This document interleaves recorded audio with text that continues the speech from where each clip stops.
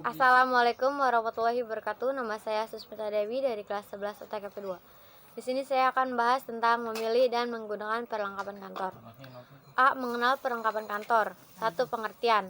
Perlengkapan kantor adalah alat atau barang yang digunakan untuk membantu pelaksanaan guna menghasilkan suatu pekerjaan kantor sesuai yang diharapkan.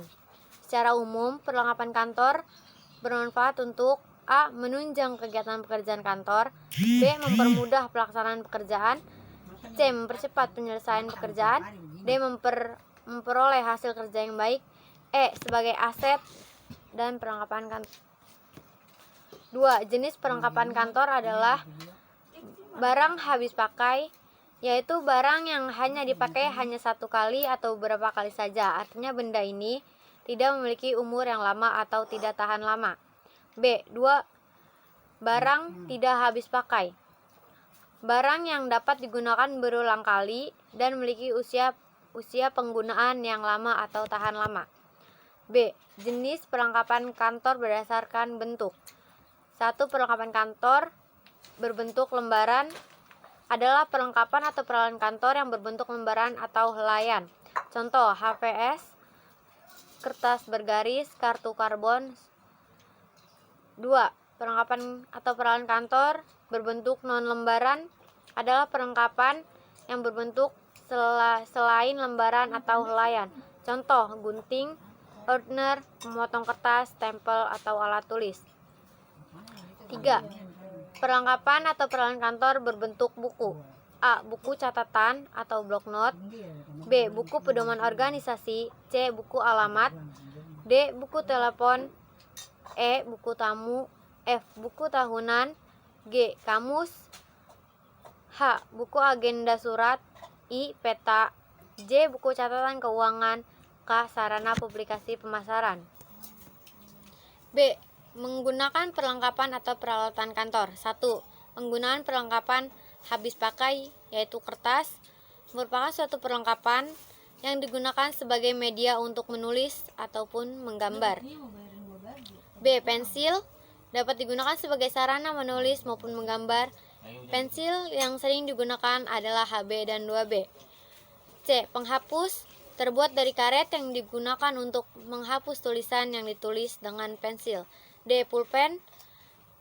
Pulpen berupa mata pena yang berujung tajam yang dilengkapi pegangan berisi kantong tinta.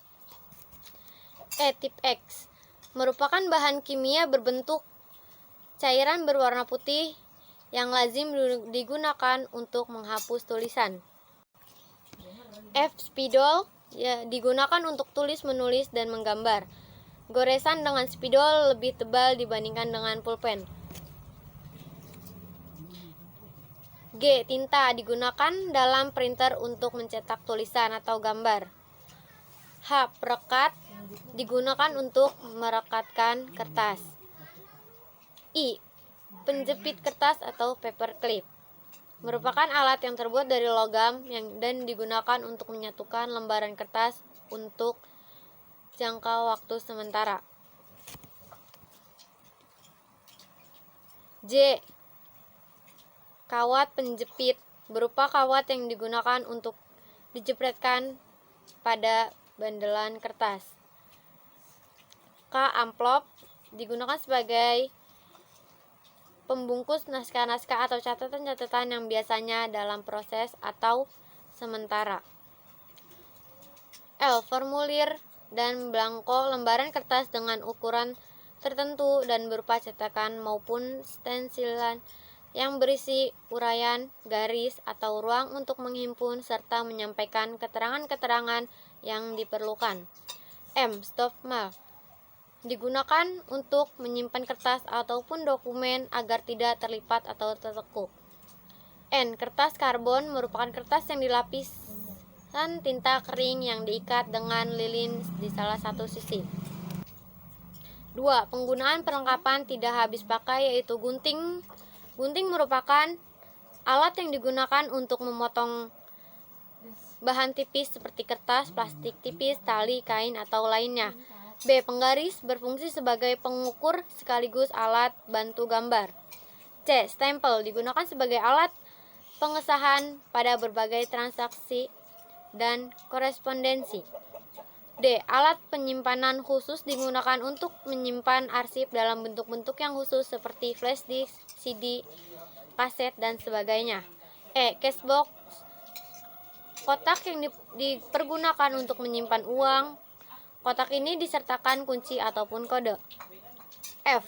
Filing cabinet, almari arsip yang terdiri dari laci-laci besar untuk menyimpan arsip secara vertikal. G.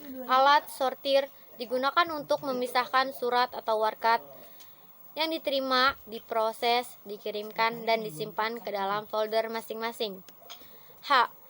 Tickler file, kotak yang terbuat dari kayu atau berisi baja yang digunakan untuk menyimpan arsip membentuk kartu atau lembaran.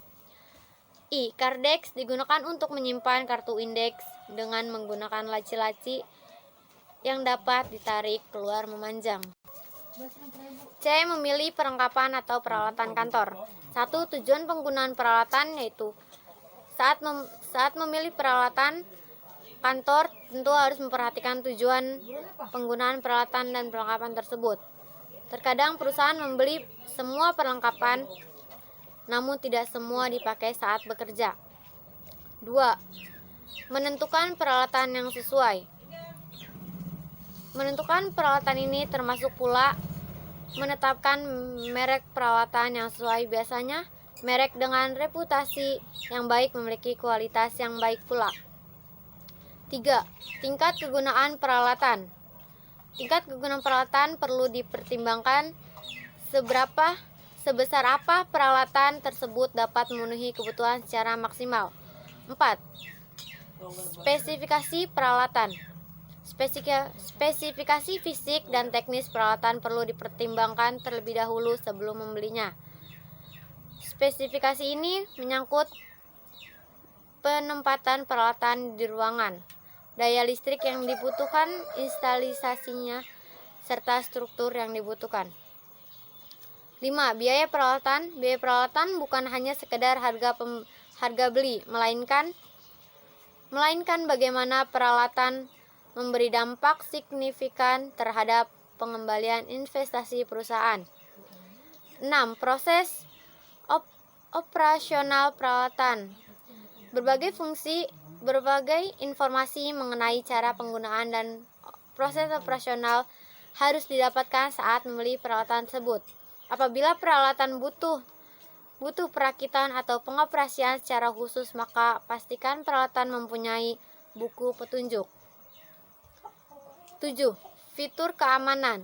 Fitur keamanan mencangkup keamanan untuk peralatan itu sendiri, keamanan terhadap akses peralatan maupun keamanan alat bagi pemakainya. 8. Fleksibilitas peralatan. Maksudnya peralatan tersebut mudah dipindahkan, mudah diletakkan di berbagai tempat, dan peralatan tersebut bisa disesuaikan dengan kebutuhan ruang. 9. Kemudahan penggunaan peralatan. Peralatan yang mudah digunakan oleh pengguna akan mengoperasikannya. Semakin mudah penggunaan peralatan, maka akan semakin mempermudah atau mempercepat proses pekerjaan. Begitu pula sebaliknya, peralatan yang penggunaannya sulit akan membutuhkan waktu dan biaya kebutuhan. 10. Kecepatan operasional peralatan. Saat ini peralatan kantor yang bermesin atau digital memang memiliki tingkat kecepatan operasional yang lebih tinggi daripada manual.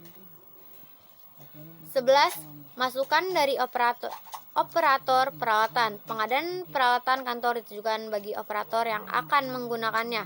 Sebab itu, perlu dipertimbangkan masukan, saran, dan rekomendasi terkait dengan peralatan yang akan dipergunakan di kantor dari operator. 2. Standarisasi peralatan. Standarisasi ini biasanya ditentukan pada saat perencanaan peralatan kantor. Mungkin itu saja yang dapat saya sampaikan, kurang lebihnya mohon dimaafkan. Wassalamualaikum warahmatullahi wabarakatuh.